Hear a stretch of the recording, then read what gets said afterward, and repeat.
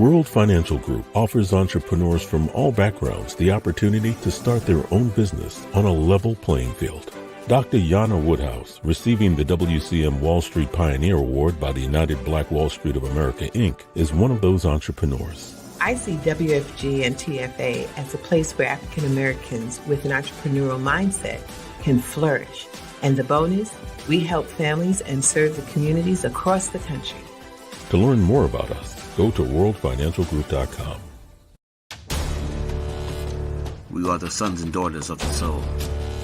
We are resilient and forever forward-thinking. We ask for nothing else than the opportunity to live and to create the lives that we were meant to live. We want nothing but an equal chance at options and possibilities. The same possibilities and options to live out our potential as our fellow man. We want to be heard, understood, and expressive in our reality. We are the future. We are the creative. We are here.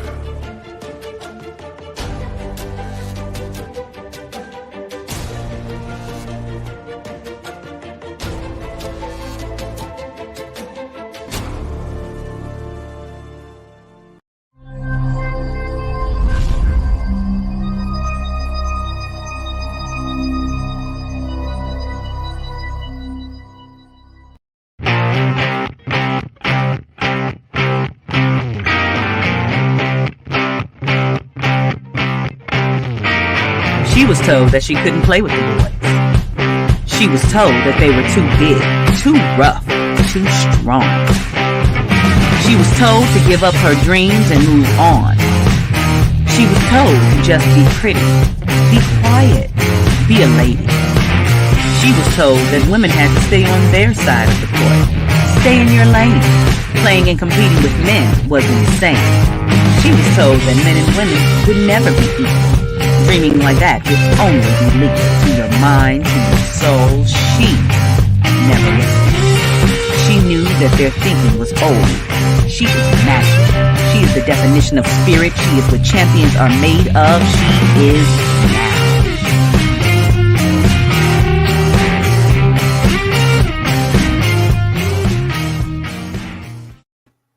Greetings and welcome to Access Wealth Nation with Dr. Jana B. Woodhouse, getting that checkup from the neck up financially and sharing information that we can take on to help our community.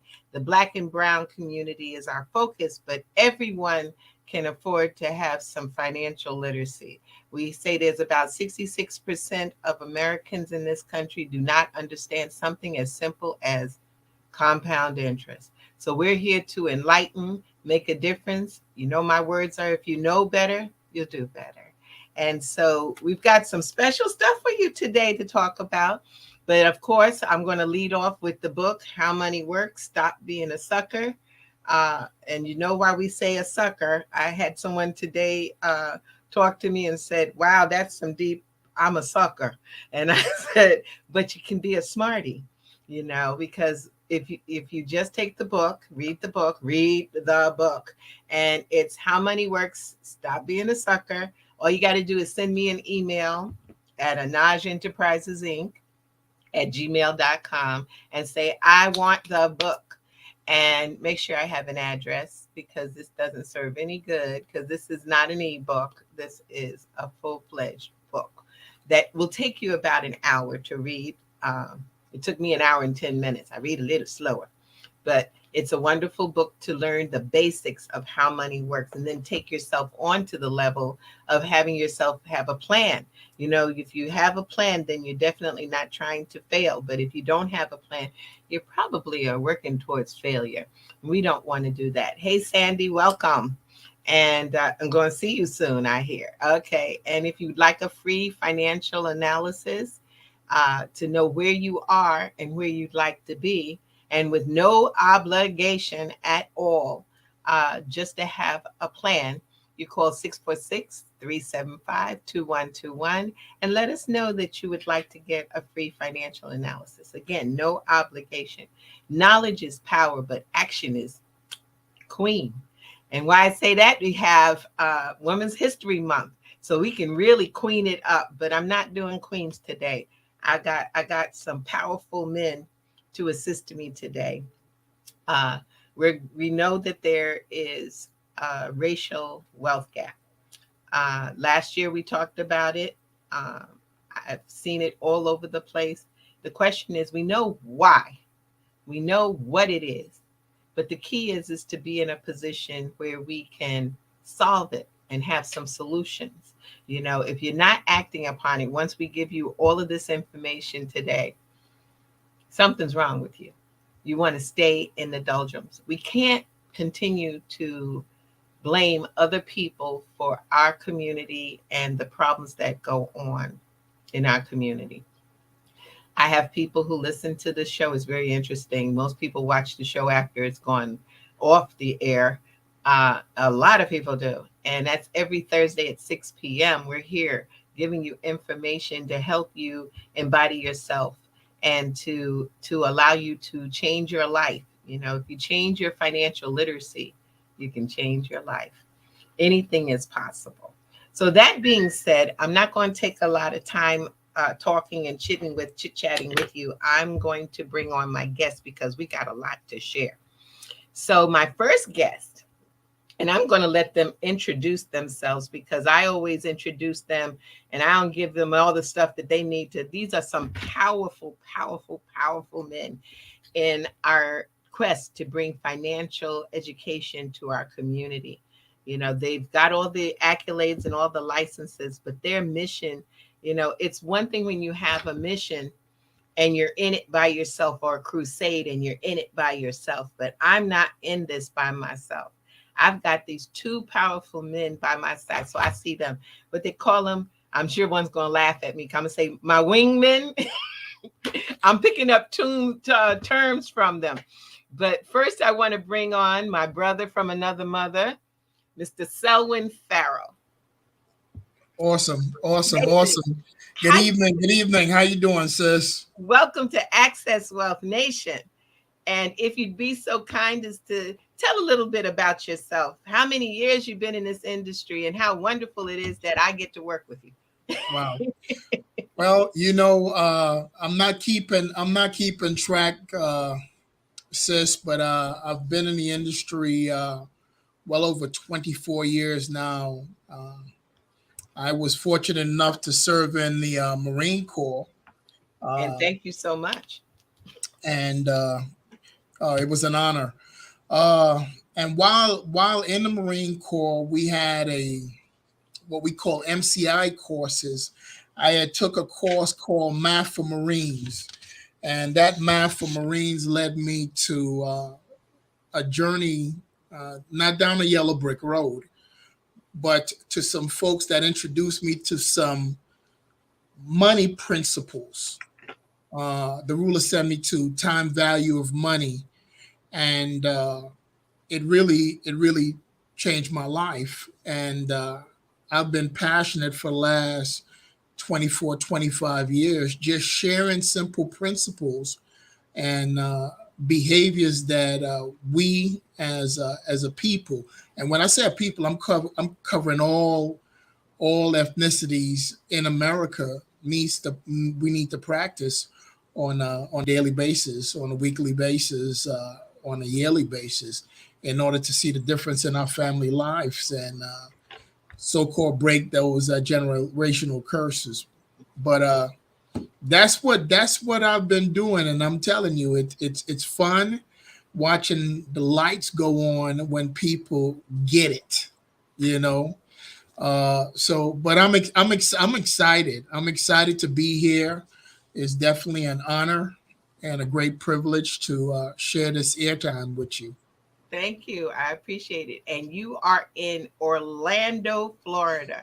Yes.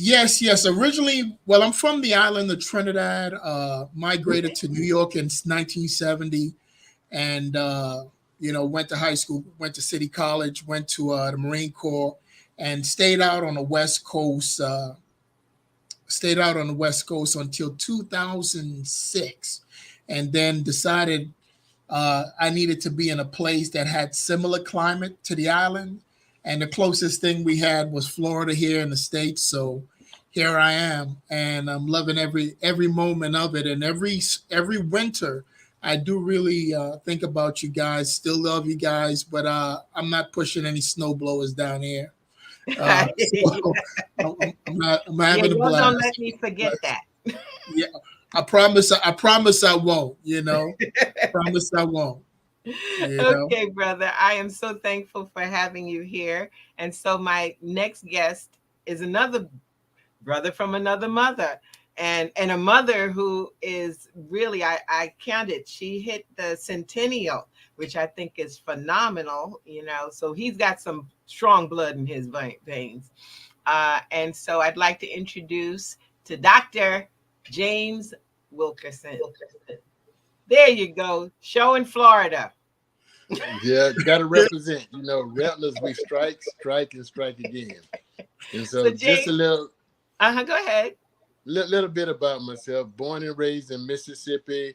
Left as fast as I could. It wasn't burning when I left. I attended FAMU, graduated with a degree in accounting, spent 20 years flying airplanes with the Navy, went all over the world, saw a lot of things, did a lot of things. While I was living in Hawaii, I worked on a master's degree. I have a master's degree with a concentration in taxes. My focus is to show people that they can have access to tax-free retirement strategies, something that the wealthy have been doing forever. When I moved to Tampa in 99, I attended the University of South Florida Certified Financial Planners Program. I completed the 2 years of coursework. I took the 2-day exam. I'm one of less than 85,000 certified financial planners in America.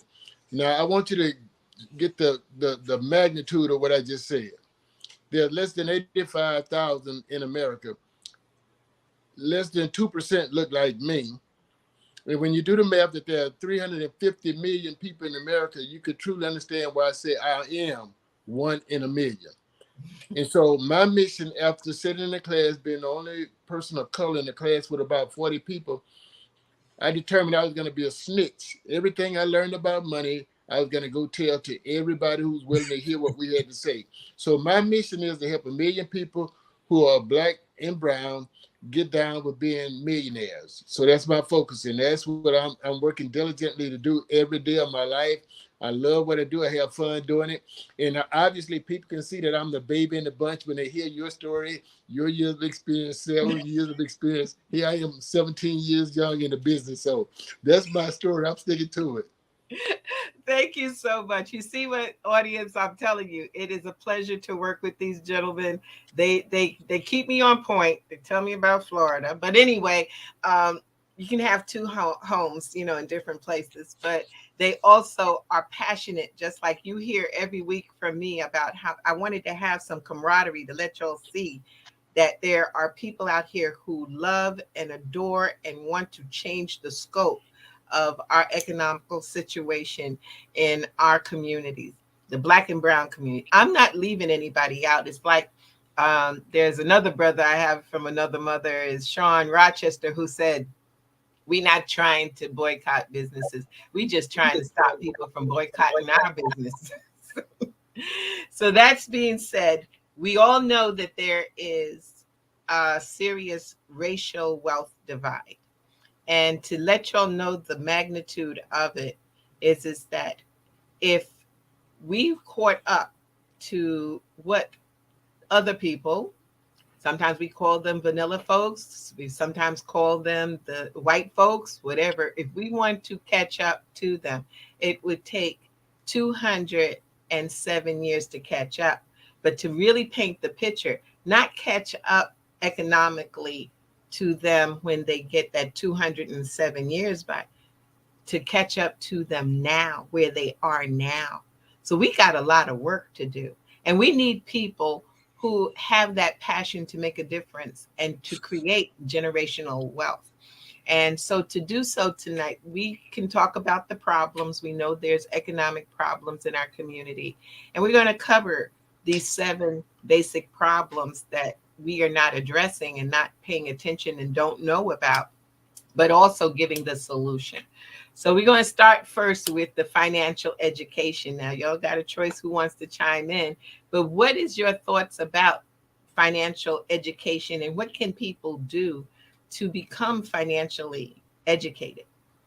Well, I'll go first. I'll let the baby of the bunch go last. Uh, well, first, Dr. Yana, first of all, we understand the importance of just education. But when it comes to understanding how money works, I believe it's vitally important to the success of people in this country. And the earlier you know it, it should be taught in grade and high school, where some of the states are starting to mandate it because they're realizing that the country is not going to be in a position to even provide the entitlements that was once promised to our parents. So, to answer that question, the importance of it, it is vital for long-term survival when it comes to your finances. Folks need to be educated, and they've got to understand the numbers because the numbers tell an incredible story.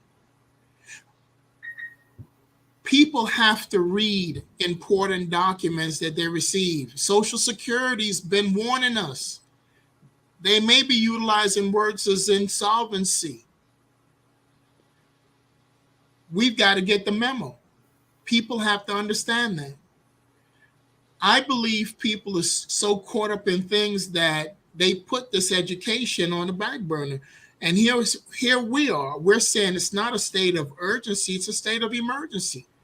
So we have got to continue to ring the bell in every street in America and say, hey, come out. There's a message, you know.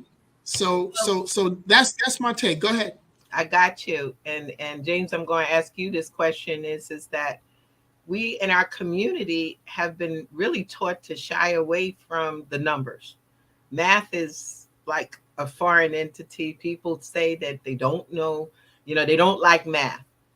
I'm just the opposite, but they don't like math. And so how do they become financially literate if the words that are in, that language that Wall Street has that totally takes us away from us, so what do they do to become literate financially? The first thing we got to understand is if the blind lead the blind, they fall in a ditch. It's impossible for illiterate individuals to teach other people how to become literate. One of the most important aspects of what we do, as I said, once I found out what could be done, I said I was going to be a snitch. I was going to tell everybody. And so we have a tremendous responsibility to educate the masses with the information that we have been exposed to. Our responsibility is to make sure that everybody we come into contact with can speak the money language, because this financial cancer is plaguing America. And as we indicated, it don't make a difference if you're black, white, grizzle gray, Indian red, sunshine yellow, Jamaica tan. Money is green. Everybody want more of it, don't know how to get it unless they speak the money language. So our responsibility is to go out there and educate the masses on how money works and make it work more effectively for them. The challenge that we have is, again, people buying into hearing it from people who look like them. Again, we have a responsibility. We have to convince people that we are well able to educate them on the things they need to know, because it's not for us to be waiting on the handout. It's for us to be sticking our hand out for a hand up, because the information is available, whether it's in a book, and they put stuff in books because they realize most people won't open a book. But the things that are in the book, we're telling everybody how to leverage off of those things and win. The people who get help have the opportunity to have more than anybody else. I don't have to be an expert on everything. The thing that I'm an expert in, I'm willing to share that with everybody. That's how we change the landscape going forward. Our communities are at risk for imploding because we are not exploding with entrepreneurship and opportunity to protect and grow money. And it's only going to happen when we begin to teach others how to do stuff. In the scripture it says, we're now converted, strengthen our brethren. Everything I'm learning, I'm giving away. I'm grooming other people to come follow in my footsteps, because in this industry is a great opportunity. Here's one thing I leave with you before I turn it back over to you. Most people are aware of who LeBron James is. Most people can relate to athletes, but LeBron James has an agent. That agent hasn't dribbled one time up and down the court, but he's made millions helping LeBron and others get contracts so fat that they are now able to do stuff nobody ever thought was possible. And his ability to help LeBron has resulted in him being able to help others. If we do it the right way, we can have the same type of explosion in the financial services industry. And I believe it's on the way.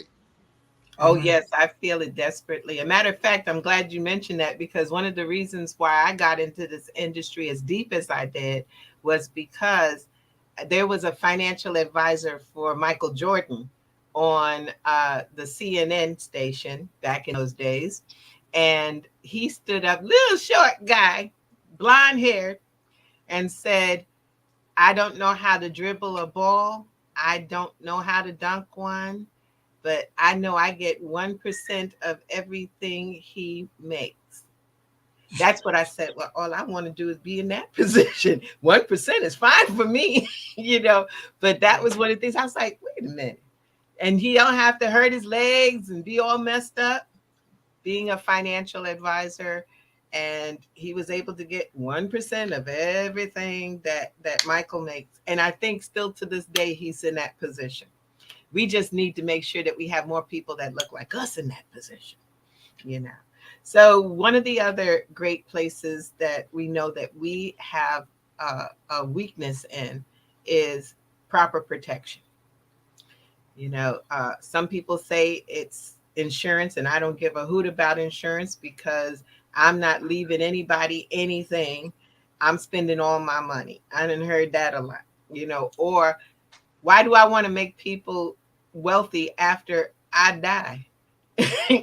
They're going to spend it all. So I might as well spend my own. So what does this element of proper protection in our community, what do you see as how do we get them first to see that it's necessary? Because we know that's also, we need to do something about building legacies. And I know that's one way to do it. But how do we get our people to even listen to us about that? Well, I'll take it. I'll go again. Well, first of all, I think, in my opinion and this experience, I believe most people don't really understand the functions of insurance, basic knowledge of insurance. All they do is look at this subject matter and think it's a monthly bill, whether it's, life insurance or whether it's home or car. Say, okay, it's mandated for home and cars. But when it comes to life, they really don't understand it. They don't understand it is a mechanism that's in place to provide income if a person's income is interrupted in the event of death, disability, or even having a long-term illness. Mm-hmm. But it is a mechanism that protects pockets. But also the Bible talks about we as parents supposed to leave an inheritance for our children's children.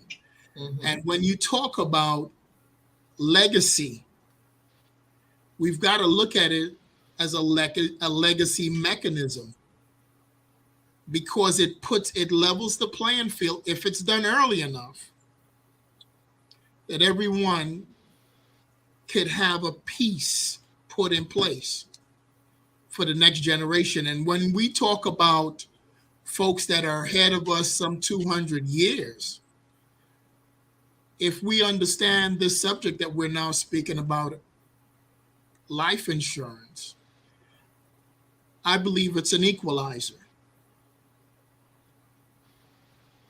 because that's a lot of money that's being put back into communities. And if not only are we bringing that money back in communities, now we're building businesses in our communities, because most people that go into business, we know they lack capital. Well, guess what? Insurance companies in America don't have a shortage of capital. So that's my take with the But importance and understanding it. and either one can jump in. But the deal is that in our community, most people who come, the insurance brokers come, and they sell us something like term insurance. It's like a band-aid on an artery. It's just there. It has no other use. So what do you do when people feel, well, grandma paid her $25 a month for so many years, and she got a whopping $1,000 after, when it was time to bury her, which won't do anything, and she doesn't get to leave anything. So, James, what do you do about that when the community is hearing this? Oh, did we lose him? Looks like we lost James. You want No, to? it's buffering. Yeah. So that's a very serious thing, because, like you said, is that we have to leave a legacy. But what happens when, here he is? He's back. Okay, bro. What do we do when the insurance is not even enough to cover a burial?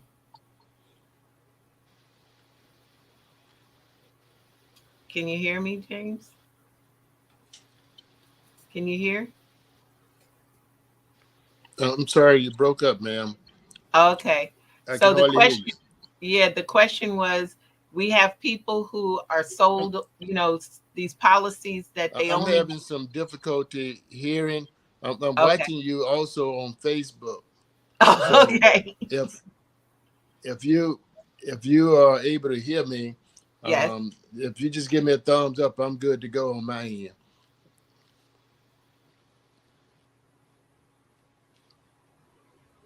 Okay, you went back out.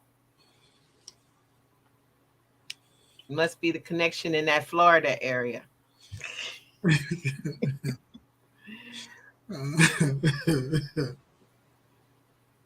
So what do we do when, Selwyn, what do we do? We're out here, we're trying to tell people that they need to build a legacy. They go get somebody, sometimes they look like us, and they offer us uh, a policy that doesn't really build a legacy. It's, I remember my auntie paid $4 a month, and she always said she was taken care of. She got this, and we found out that was $1,000 policy. You got people on the TV talking about Colonial. And I'm naming them. Yeah, they out there, and they say, "Oh, it's only like $9." But that's, if you read the little bit of tiny writing, it says that's only for $1,000 worth of coverage. Correct. you know Correct. and we also start to do insurance late in life. If I could have $1 for every person who came to me at the ripe old age of 60 and 70 years old and said, I need insurance, that's not the time. So what do we do about this to educate our folks to say, you got to do something early, or do it for your children? I know that's a big aspect of James's uh, program. Today's child, tomorrow millionaire. Today's child, tomorrow's millionaire. Go ahead, James. I keep having issues on this end, ma'am. I'm gonna try It's okay. another setup. I'm unfortunately not able to continue at this time. Oh, okay. Well, we'll hang in there and we'll have you back. Right. Right. But to answer your question, uh, first of all, folks need to be educated in the early stages of their life. It seems like a lot of folks in our communities enjoy purchasing things that are liabilities when they should be focused on investing in things that are assets. See, most folks don't understand that life insurance also is a wealth building tool for people that are living. But once again, folks need to leave wallets at home, pocketbooks, and bring a notepad and understand the numbers behind that mechanism, and don't avoid it, embrace it. Don't just look at the aspect that you're trying to avoid, which is inevitable for everybody. I got you. Early learning. We've got early learning coalitions, early learnings. That means from cradle, 15 days old, folks need to do something for their babies and allow that to go through all stages of their life. I grew up in Brooklyn. In Brooklyn, I can tell you, and I come back to New York twice a year. I know there's something called the Jewish phenomena, and what they do is from the time the child is born, they're planting wealth seeds into that child's life. Listen, they say success leaves trails. We don't have to create. We've got to learn how to imitate. And there's sufficient people out here for us to imitate. All we're doing is modeling their habits. I mean, listen, as I said, I come back to New York twice a year prior to COVID. And I'm in Brooklyn. And I'm watching folks on Sabbath walk to the synagogue. And here's what I noticed. I noticed that the reason why Jewish people have been successful when it comes to their money is that they don't buy into the things all the other races buy into. You ever notice that nobody has on designer suits? Everybody have the same color suits. It's either gray or black. That's right. And they buy from themselves. Hello. Okay. So they understand that the things that you're wearing doesn't determine how wealthy you get. Mm-hmm. So we need to understand what we're spending our money on. And it's been you could call it a marketing brainwashing job on Madison Avenue or what have we, but we have got to get control of repositioning dollars that's been spent without having a second thought. Yeah, that's so true. Bro, this is so important. When I went to Tulsa, the biggest thing I got out of it as I walked those streets, there was 600 businesses in that area, predominantly because of the fact that segregation. If you don't want to serve me, no problem. I got my own. And they built that whole township up with 600 businesses. And the dollar took at least 3 to 5 years to come out of the community, which means everybody was buying and offering with each other. Now let's fast forward to 2022. And now it's 101 years later, and a dollar lasts less than 4 hours in our community. Wow. It's our consciousness. I'm amazed, like you said, is we got to reposition the money because they insult us. That H&M, I'd be over my dead body if I go in one of them. Denny's, but we forgive real quick. And instead of setting up our own businesses or going to our own businesses and supporting them, now we don't want to walk that far. I had one young person tell me, but the stuff is cheaper and it looks good. Okay, so it'll be more expensive and you still look good, but you just don't buy as much. Change your mind on money and change your mind even on life insurance. Like you mentioned, something very powerful is that the life insurance is really not just death insurance, but it's living benefits of the life insurance. But no one told us this. But now we're out here telling you that you can do this. And then don't let it lapse. Keep it going, because this is the legacy, which brings me to the next topic, which is our ability to create an emergency fund. You know how long our emergency fund has been? It's usually been Aunt Mabel. You know, you got no money, don't have any credit cards, go to Aunt Mabel. She'll help you, you know.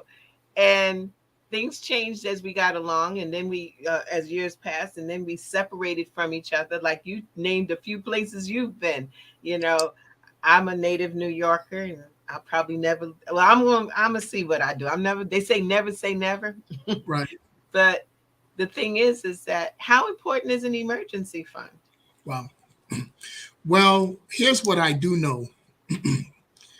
Everyone is going to go through different seasons in their life. Mm-hmm. And to think that it's not going to rain and not have an umbrella during the calendar year it's really, it's silly. It's silly. People need to understand that there's basic principles, and that having fun, some people call it a rainy day fund, but they know life happens. These things are unexpected and they show up without giving you a 3-day notice or a 30-day notice. So why go through series of stresses in your life when you can have, you could reduce or even mitigate it in some cases by setting aside a little bit here over a long period of time. Listen, uh, if you own a car, we know maintenance is going to be required. That's right. If you own a pair of shoes and you walk in those shoes, you know you have to go to the shoe repair shop or get a pair of shoes. That's right. You don't wait until your foot is telling you the flavor of the concrete. No, you start. So I guess one of the challenges for me when I look at folks is that, are we awake? You talked about awareness. Are we awake? You see, everybody is so busy, but they're busy about going where? Nowhere. So, you know, having that 6 months, 12 months set aside, I believe it became more obvious of the importance of it during COVID. Sure did. You know, they were reporting the average person could not afford a $400 emergency, but Nope. they're getting refund checks. Everybody's got these huge TVs.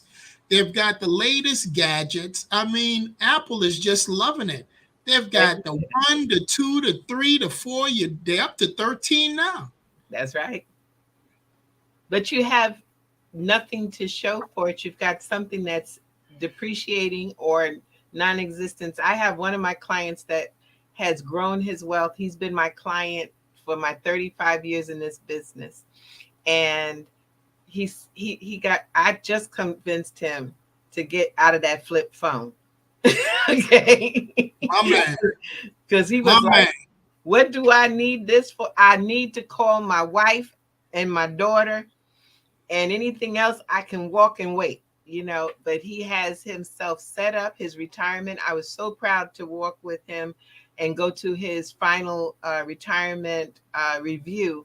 And he had so much money put away that the guy that was sitting there doing it, he said, I'm not sure I can advise you because you've done everything. And then he went and pointed to me. He said, see that lady? Because the guy was upset. And yes, you people who are getting ready to retire, it's nice to take your spouse, but it's similar, I think, to what James said was the blind leading the blind. Right. So if you can, take your financial advisor or someone who really not what is it? Bob the elevator man. Don't take him with you. Okay. But take someone who deals in finance to sit, you know, because the guy who he went to where we sat down with, he had an attitude. He was like, why you didn't bring your wife? He said, my wife knows what to be done. And she and I both trust this lady. And she hasn't done wrong by me since I've been in this world working. So sometimes you got to step and do the right thing, you know, and an emergency fund is so important. You know, critical. I know you've done it with people like I have, where we've told them save $1 for every week in the year, and at the end of the year you got $1,372. And some people look and go, that's not money, that's not enough.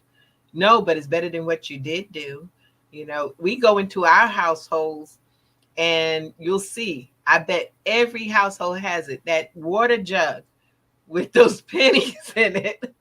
And some get real extravagant and they get the quarters. But when do Right. you turn it in? And what do you do with it once you turn it in? Exactly. And Exactly. that's what's so important, definitely.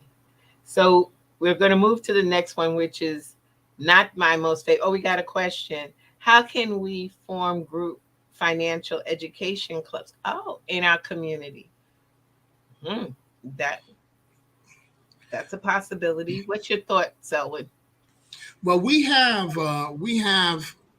folks that have access to that How Money Workbook. We have developed a series of classes called Essentials. And we're able to teach people how to basically administer in that class in their communities. You see, I think, and I'm going to go back to that. I want folks to understand that money is just not a subject matter for a semester. It is a subject matter for the rest of our lives. Mm-hmm. Why? Because what happens when you stop doing things, you lose it. You've got to be conscious all the time. I tell folks, we're just talking about the education piece. We're talking about the emergency fund. I tell folks every single month, you got to have a budget for the month. At the end of the year, listen, every time you hear a company that goes out of business is because there's been mismanagement of money. It's true. All of us are Mr. and Mrs. Smith Incorporated. You've got to run your money at the house like a business. That's true. And you got to give yourself a grade, either A, B, C, D, or an F. I want this thing so simple that everybody can get it. And I want it exciting. I want folks to get excited about saving, investing, and accumulating wealth in America because they deserve it. That's powerful. And you know what? It's true. I had my guest on last week, and he is a relationship counselor and love and money. And the thing that he said is he tells his clients that marriage is a business. Mm, Marriage is a business. You got to run it like a business. There's going to be someone who's going to be the CEO and the vice president. And sometimes you got to check in with the CEO or the chief financial officer, and you're right. Dealing with money in our households, in our lives is a business. It's, you've got to know, okay, what is it? Matt says, I'd like to set up monthly Zoom workshops. Well, we have those. We're going to start them back again. But I know, and again, you can get in touch with either of us. And James Wilkerson is in Tampa. And due to Zoom, it really doesn't matter where no we matter where are. we're at. That's correct. And to learn, yes, we have workshops that we do. And you can get on our mailing list. And if you're missing one, if you put the contact up there for Selwyn, you see. And then there's also one for James and myself. And we do them different times. We purposely don't overlap. So you can tap in. If you are a Monday person, then there's one on Monday we can give you. If it's a Tuesday, Wednesday, whatever. And then you can catch the same type of information. You have to meet us halfway. We come out with the information. You meet us, and we'll be able to assist you. So definitely take down the information, and we will definitely let you know our schedules, of when we're doing events, because this is what we have to do in these days. I know we won't get through all of the money milestones, but, it's something that, and we can have a general, because I said I wanted to talk about this, was that there was a rapper. And I, for one reason, refused to remember his name. And he got a weird, let's see, where is it? He got caught a few years ago, I believe, but it's come back up, that he told the story of how to really save money. And it's unfortunate that it takes a, a rapper, a movie star, an entertainer to get our folks to listen, But his thing was, here it is. He's the name is Waka, Lord knows. Waka Flocka. Waka Flocka Flame. Hmm. I'm going to change my name. I'm going to say Jana Jolly. Just I gotta find a way for money because I gotta say money, but but Waka Flocka Flame, and he almost spilled the beans on private trust and structure. You know, they talk about the letter, which was the Willie Lynch letter, that said that we to teach us not to trust. So if we're taught not to trust, we can't get a trust, because we ain't trusting nobody and don't understand the rules, which means that's the most powerful piece out here in the financial service industry, is to have a trust. Though I don't want to talk about him, number 45, I ain't gonna say his name. He had said it so well when he said that I don't evade taxes. I just use the tax system for my benefit. Correct. The power of how a trust works. And that's part of the legacy. And the reason why I say that is something you said, that we build the legacy, but we also have to be careful because we leave this money. And I just had a client that almost drove me into an early grave trying to get this money that her husband left her. And she wasn't looking like us. Okay, so they do the same thing we do. And, she wanted this money. And I said, if he had put together a trust, he could have spoken from the grave and said, you can't get this money unless you do X, Y, Z. Or like the Kennedys, their trust is set up that they must do community service or they don't get the money. And I have a client of mine who has a trust. She was so brilliant to listen to me. And she said with her trust, she did not want to leave a dime to her children. She says it's too late for them. They can't, they're not ready. She left the money. She's leaving the money to the grandchildren. But for them to get the money, they must have a certificate of higher learning. So it doesn't have to be a college degree, but they can have a vocational degree. But also they have to sit with a financial advisor. Good advice. Incredible advice. I think it's not good enough to leave money or wealth to your children. You've got to leave some stipulations. You've got to leave instructions.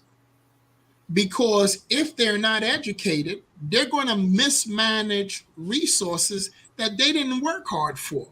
And I think the challenge is when you see folks that are not educated about money and they're just given, they squander it. That is so true. I have examples after examples. When I first got in the industry, I didn't know a lot about the elements of life insurance because I was studying all the stocks and bonds and things like that. But I wrote a policy for a client.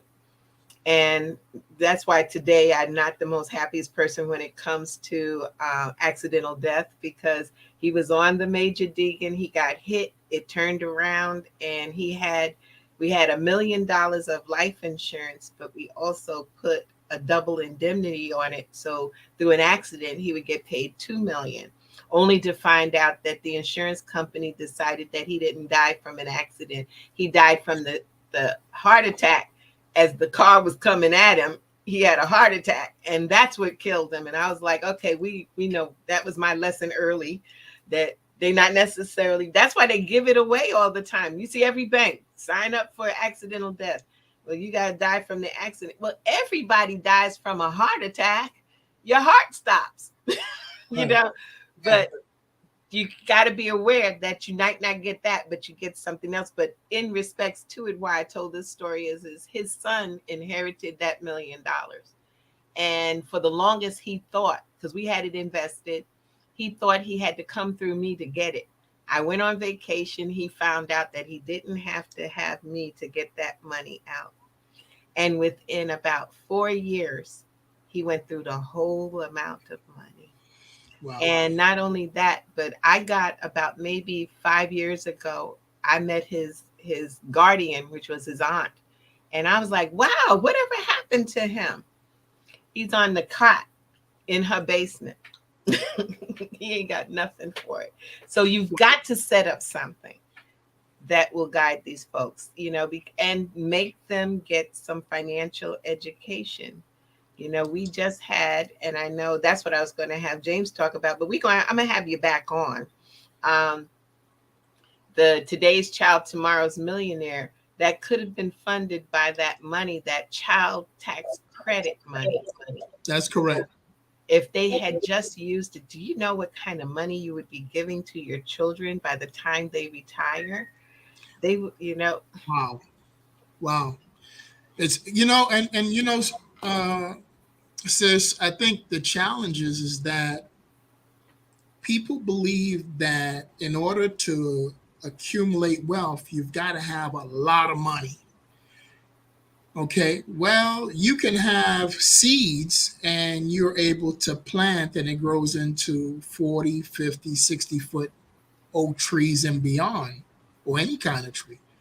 If folks understand the power in a seed, and when I'm talking about a seed in this conversation, I'm talking about little bits of money that we put away and don't interfere with that over a period of time, especially if it's planted in the right places. Key word, planted in the right places. How it can grow exponentially. Listen, I teach that we operate with 4 mathematical functions. If people don't know why we had math in school, let me tell you right now. We had subtraction. Mm-hmm. Okay. And that's because taxes are subtracted from your income. We had division because in order to get to multiplication, you got to share. Okay. Mm. And then we have multiplication, and then we got addition. Listen, the 2 most powerful mathematical functions is addition and multiplication. But subtraction and division works against you. All you've got to do is look at financial statements, your bank statements, your taxes, and it's operating on those 4 mathematical functions. You're right. Growing up in New York, they spoke about it's all about the mathematics. It's all in the math. We're talking about not a word game, but it's a number game. Mm-hmm. Everybody has 40 years, 40 quarters that they need to accomplish, 40 years of your working life. The first 25 years, we call those your learning years. The first 25 years is your learning. The next 40 is your earning. Mm-hmm. People have to understand and listen, these golden years can be tarnished years if we don't understand these principles we're talking about. All of those things are so vitally important. I think that's an awesome way, because people don't understand the power of mathematics. And when we say, I think sometimes even when we talk about the rule of 72 and we say, okay, take your interest and divide it into 72 and it'll tell you how frequently your money will double. Yes. Smart move. But most people give that deer in the headlight look like, so that's why I go to the law. I say, okay, you got 1%. Okay, now you divide that into 72. You put $1 in. In 72 years, it's going to be 2. Are you happy? No. Okay, so we got to change the interest rate and make it more, But that's one question before we close out. I wanted to say to you, we have a market that is going up, it's doing a dance, up, down, over, out, up, down. And our people in our community are frightened to get inside the market, even though they don't realize they're already in it, in everything they do. So how do we get them to understand that everything that we do has something to do with the market? Well, I don't know if you can see behind me. That is a chart of the stock market from 1925 to 2015. I keep it there because whether I'm on Zoom or folks are in the office, I let them know that, first of all, the market is the heartbeat of the U.S. and the world economies. Do you want it to flatline for real? I love that. Or do you want it to move up and down? You see, the thing about it is that when folks are looking at the stock market, are they looking at something that is going to, are we looking at time frames of 5, 10, 15, and multiple years beyond that? Because that's what we're talking about. We can't plant it today and harvest it tomorrow. Why are, so the mindset and the emotions that's involved with that folks have today, they've got to be able to understand this is a long-term proposition, 5 years, 10 years, and beyond. And you've got to stay the course. On that board behind me, which represent the stock market from 1925 to 2015, I have all these different dots of everything from World War II, the Korean War, 9/11, Vietnam, on and on. And I can tell you what happened to the stock market when each event or each president was elected. I keep it there, not just for them, but myself, to reinforce what I learned that's in my belly, that I'm telling them, listen, this is how economies behave. We behave the same way as well. We have something, the bad stuff we eat, we get indigestion. We don't drink enough water. We feel dehydrated. Yes. It's the same thing happening here. I'm looking at the analysts every day on Bloomberg, and that's wonderful, and all their different reasoning. But listen, one thing that I could tell you, the United States economy and the world economy is based on consumption, and that is not going to stop. Well, gas prices are high. They're still filling up. I went this morning. They're still filling up. They're still filling up. Sure. Food are expensive. They're still buying food. That's right. Big inflation is 7%. Cut your cable. No way. No way. So listen, I think folks need to understand the education that we are providing is it's not saying stop living. We're saying you can live fruitfully and abundantly if you start practicing certain behaviors and implement certain mechanisms in place, because it makes sense if you're going to run this race correctly. And the last thing that I'm going to say before I give you, folks need to pay attention to what's in their lane. Stop looking to the left and right and what everybody else is doing or driving. Focus on what's in your lane. Where are you going? Where do you need to go? That is perfect, bro. This is a perfect thing to end on. I do want to say I want to have y'all back because, like you said, what they say, my wingmen hanging with you and sharing. And that's the East Coast, but we travel across to the West Coast too. Yes, so we have no boundaries, but we look like you. We sound like you. We are a part of you. And so therefore you need to talk to us. We don't turn down whether you can save $10 a month to 10 million. Talk to us. And get in touch. You saw the links that are there.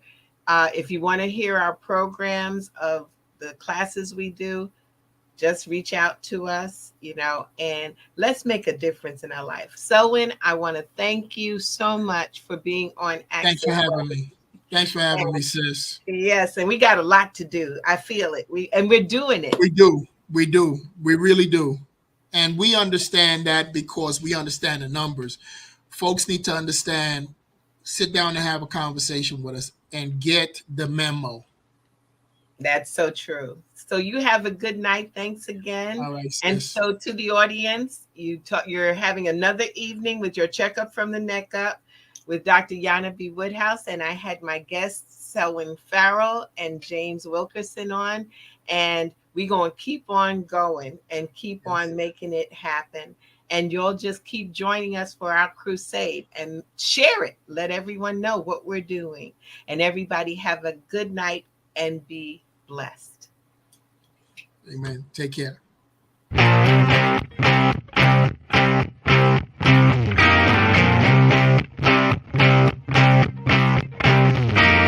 She was told that she couldn't play with the boys.